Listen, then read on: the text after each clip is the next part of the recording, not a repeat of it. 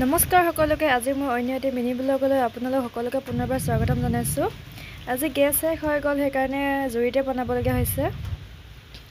ভিতৰত জুই নাই যিহেতু বাহিৰত বনাইছোঁ। আৰু এইফালে ভাতটো পাতি দিলোঁ। চাওকচোন, কুকাৰটো পলিথিন পিন্ধাই কেনে পাতিছোঁ।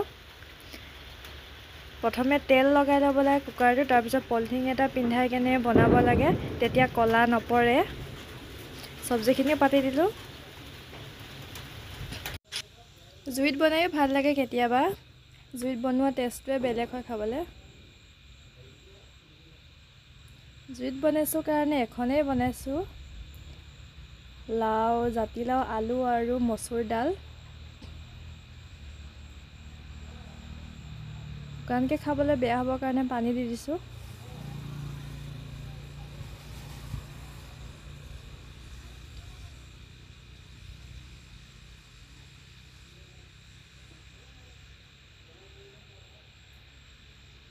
বনোৱা হৈ গ'ল।